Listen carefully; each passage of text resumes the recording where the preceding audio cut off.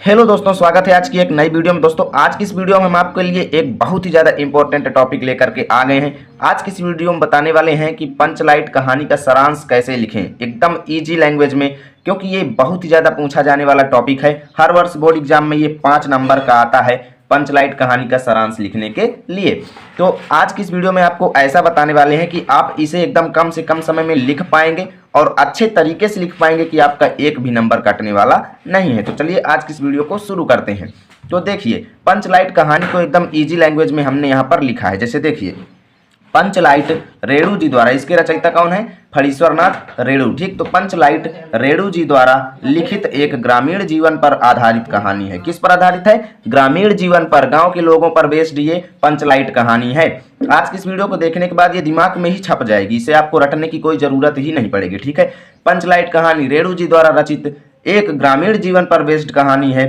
पंचलाइट का अर्थ क्या है? पेट्रोमेक्स अथवा गैस की लालटेन। पंचलाइट का अर्थ क्या है? पेट्रोमेक्स अथवा गैस की लालटेन को ही हम लोग पंचलाइट कहते हैं। गांव में अशिक्षित लोगों की एक टोली है। किन लोगों की? अशिक्षित लोगों की, जो पढ़े लिखे नहीं है। ठीक है, गांव में अशिक्षित लोगों की एक टोली है जिन्होंने रामनवमी के मेले से एक पेट्रोमेक्स खरीदा। क्या खरीदा? पेट्रोमेक्स खरीदा। रामनवमी के मेले में जब वो गए तो वहां से एक गैस की लालटेन गांव के अशिक्षित लोगों की टोली ने खरीदा। ठीक, जिनकी टोली का नाम है महतो टोली। क्या नाम है? महतो टोली। उन्होंने खरीदा पेट्रोमेक्स, ठीक है, रामनवमी के मेले से।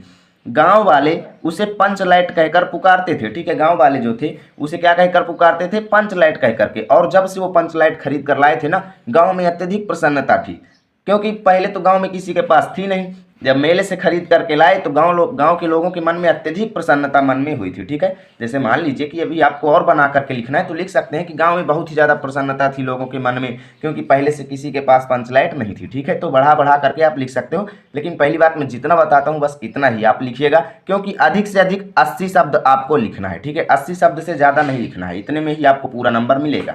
देखिए, अब प्रश्न यह पैदा हुआ कि पंचलाइट को जलाएगा कौन? ये देखिए भाई, जब पहली बार आया गांव में तो उसे जलाएगा कौन? ये सभी के मन में विषाद उत्पन्न हुआ। तब क्या हुआ कि किसी को भी पंचलाइट जलाना नहीं आता था। ये लीजिए, कोई भी पंचलाइट को जलाना नहीं जानता था। अब क्या हुआ? केवल गोधन पंचलाइट जलाना जानता था। गोधन जो था उसको पता था कि भैया पंचलाइट कैसे जलाया जाता था, वो जानता था। अब क्या हुआ कि गोधन को जो है पंच जी ने भेजा किसी को बुलाने के लिए, तो वो नहीं आया। केवल कब आया? जब गुलरी काकी बुलाने गई। ठीक है, गुलरी काकी गोधन को बुला कर लाई और फिर गोधन ने पंचलाइट को बिना स्पिरिट के, गरी के तेल की मदद से जला दिया। ठीक है, स्पिरिट उनके पास नहीं थी। स्पिरिट जब नहीं थी तो गोधन ने क्या किया? अत्यधिक दिमाग लगाया और गरी के तेल की मदद से उन्होंने क्या कर दिया? पंचलाइट को जला दिया। अब पंचलाइट के जलते ही लोग अत्यधिक प्रसन्न हो गए, क्योंकि जहां सबके मन में टेंशन थी कि भाई पंचलाइट को जलाएगा कौन, अब जब गोधन ने जला दिया वो भी बिना स्पिरिट के, तो लोगों का मन अत्यधिक प्रसन्न हो गया। और पहले क्या था कि गोधन को उन्होंने क्या किया था? अपने समूह से बाहर किया था, उसका सम्मान नहीं था उनके गांव में। ठीक है, लेकिन जब जैसे ही गोधन ने ये काम किया तो गोधन की इज्जत होने लगी वहां पर। ठीक है, और गोधन की सारी गलतियां माफ कर दी गई। ठीक, और उसको पुनः समूह में शामिल कर लिया गया। गोधन को उन्होंने पुनः अपनी टोली में शामिल कर लिया और फिर जो कीर्तन भजन इत्यादि खुशियां थी उसको फिर से शुरू कर दिया गया। ठीक है, अब इसका मतलब क्या हुआ? कई लोग कहेंगे कि भाई इससे हमें सीख क्या मिलती है, और इसको एग्जाम में लिखना भी जरूरी है कि भाई इस कहानी का आखिर उद्देश्य क्या है। ठीक है, तो इस कहानी का उद्देश्य क्या है कि इस कहानी के माध्यम से रेणु जी ने हमें क्या समझाया है? अप्रत्यक्ष रूप से हमें समझाया है कि ग्राम सुधार की प्रेरणा दी गई। देखिए, गाँव में कोई नई खुशियाँ आई, उसके माध्यम से गांव के किसी भी टोले या इलाके में जो कुछ गलतियां थी उसको, किसी आदमी की गलतियों को सुधारा गया। ठीक, उस नई चीज के माध्यम से वहां पर एक सुधार की प्रेरणा उत्पन्न हुई।